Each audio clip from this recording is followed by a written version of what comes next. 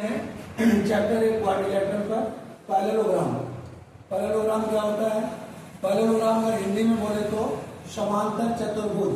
समांतर चतुर्भुज ये इस टाइप का होगा, ए बी सी डी दिख रहा होगा, चार साइड से गिरा हुआ भाग क्या कहलाएगा? चतुर्भुज कहलाएगा। इसमें यह एक पैरेललोग्राम है जिसमें अपोजिट साइड यानी आमने सामने की साइड बराबर होगी और समांतर होगी। ये A B parallel to C D होगा, A B parallel to C D और A B equal to C D. इसी तरह से A D parallel to B C और A D equal to B C होगा। इसकी तीन प्रॉपर्टी होगी। फर्स्ट प्रॉपर्टी होगी pair of opposite sides are equal and parallel, मतलब हुआ कि ये आमने सामने की भुजाएं समांतर व बराबर होगी। सेकंड प्रॉपर्टी होगी opposite angles are equal. Opposite angle का मतलब आमने सामने के कोण, अपोजिट माने उल्टा नहीं, आमने सामने के कोण, जैसे ए का सी, बी का डी, यह एंगल पैरेललोग्राम में बराबर होंगे। तीसरी प्रॉपर्टी होगी diagonals are bisect one another. Diagonals बोले तो अपोजिट वर्टेक्स को मिलाने से जो बनता है वो क्या बनता है? डायगोनल। विकर्ण हिंदी में कहेंगे। और ये दोनों विकर्ण एक दूसरे को बाइसेक्ट करते हैं। बाइसेक्ट का मतलब क्या हुआ? एक दूसरे को बराबर पर काटते हैं। ये तीनों पैरेललोग्राम की प्रॉपर्टी हो गई।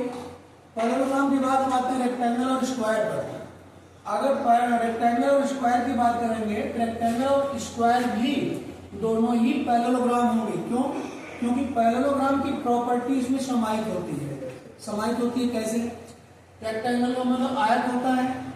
आयत भी एक समांतर चतुर्भुज होगा क्योंकि अपोजिट साइड आमने सामने भुजा बराबर। एक प्रॉपर्टी अलग होगी, इनके जो चारों एंगल होंगे, चारों कोण होंगे वो क्या होंगे? 90 डिग्री के होंगे। ठीक, इनके डायगोनल भी एक दूसरे को परपेंडिकुलर पर बाइसेक्ट नहीं करेंगे बल्कि बाइसेक्ट करेंगे, दो बराबर भागों में काटेंगे। ये इनकी प्रॉपर्टी। अच्छा, इसके बाद आती है बात स्क्वायर की। स्क्वायर का मतलब वर्ग। हिंदी में स्क्वायर में चारों साइड बराबर होगी, चारों साइड बराबर होगी और उनके चारों कोण भी बराबर होंगे। ठीक है, स्क्वायर को एक रूप में हम रोम्बस भी बोल सकते हैं क्योंकि रोम्बस की प्रॉपर्टी प्रॉपर्टी भी इसके अंदर समाहित होगी। इसीलिए क्या बोलेंगे? रोम्बस बोलेंगे, समांतर चतुर्भुज भी बोलेंगे, दोनों बोलेंगे। इसके बाद बारी आती है रोम्बस की। रोम्बस का मतलब सम चतुर्भुज। जैसा कि सबसे स्पष्ट है, सम माने बराबर, चतुर्भुज माने चारों भुजाएं। जिस चतुर्भुज की चारों भुजाएं बराबर हो केवल एक प्रॉपर्टी, वो क्या होगा? सम चतुर्भुज होगा, रोम्बस होगा। एक प्रॉपर्टी इसकी और भी होगी कि इसके जो डायगोनल होंगे ना, डायगोनल बोले तो विकर्ण, विकर्ण एक दूसरे को समकोण पर समविभाजित करेंगे। Diagonal of rhombus are bisecting perpendicular one another. एक दूसरे को 90 डिग्री के कोण पर बराबर पर काटेंगे। इसकी प्रॉपर्टी हो गई। आया ट्रेपेजियम का। ट्रेपेजियम का तो यहाँ फिगर नहीं बना है, लेकिन ट्रेपेजियम का फिगर कुछ इस तरीके से होगा। अगर शॉर्ट में बना के देखें तो ये इस तरीके से, ये हो गया ट्रेपेजियम आपका। और ट्रेपेजियम का केवल एक गुण है, वो है क्या? A pair of sides are parallel not equal.